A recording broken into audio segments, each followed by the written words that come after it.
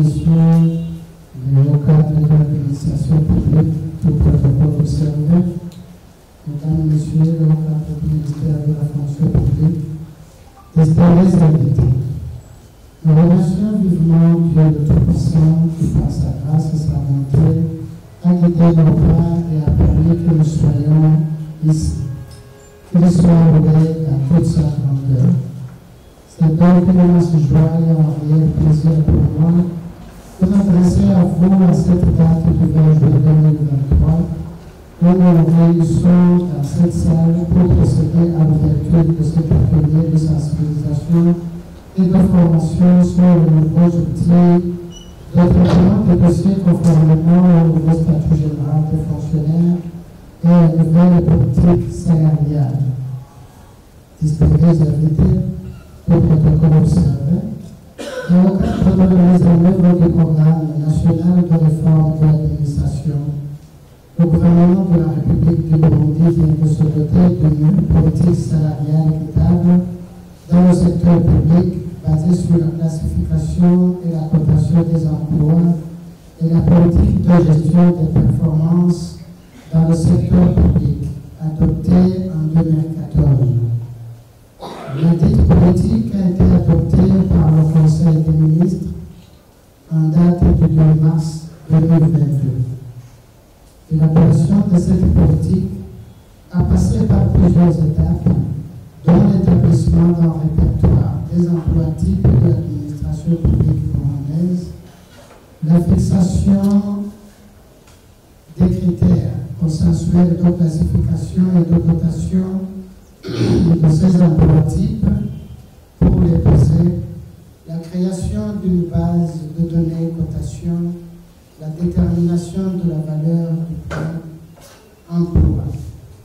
L'objectif poursuivi par cette politique est d'asseoir l'équité salariale suivant le principe deux employés exerçant des métiers différents mais comportant des qualifications, des suggestions et des responsabilités comparables et obtenant dans leur emploi des résultats équivalents, perçoivent une rémunération également comparable. Trois principes directeurs sous-tendent la dite politique. Le maintien d'un système de fonction publique de carrière. En effet, le Burundi connaît un tel système depuis son indépendance, il y a près de 60 ans. Les difficultés rencontrées dans son fonctionnement appellent une transformation profonde des pratiques, mais elle n'implique pas l'abandon d'un système qui fait partie de la culture nationale de la gestion publique.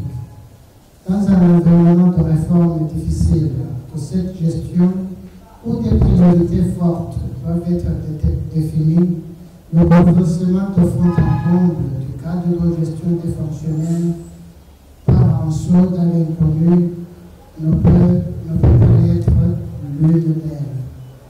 B. La distinction des outils et des moyens.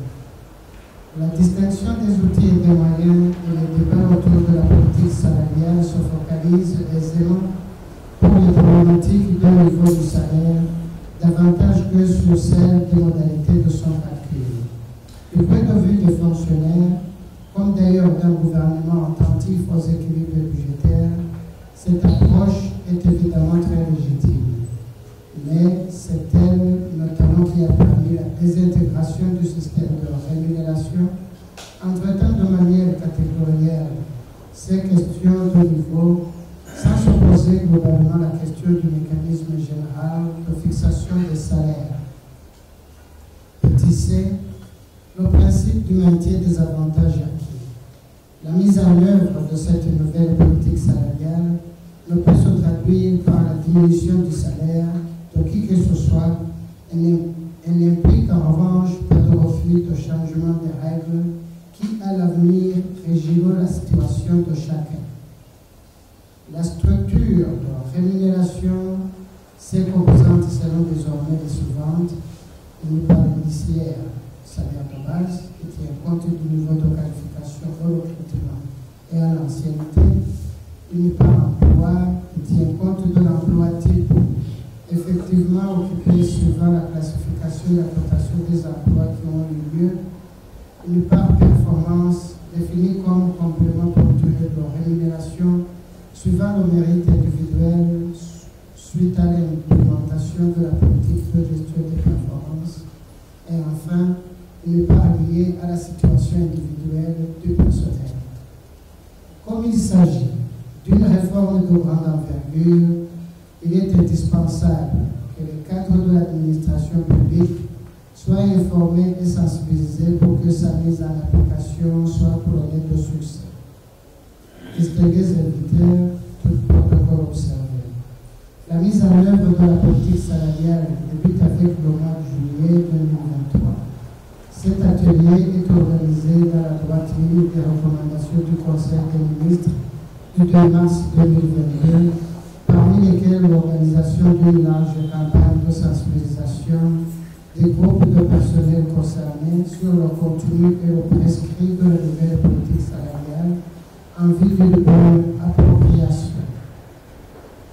Les anciens outils de traitement administratif et pécuniaire des dossiers doivent être mis à jour et adaptés à la nouvelle politique salariale.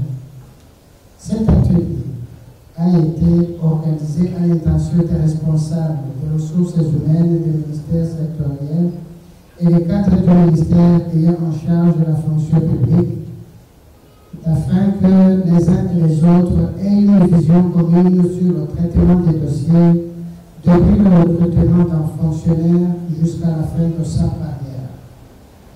Je m'en voudrais de terminer mon propos sans remercier vous tous ici présents pour avoir sacrifié votre précieux temps pour participer aux présentes assises.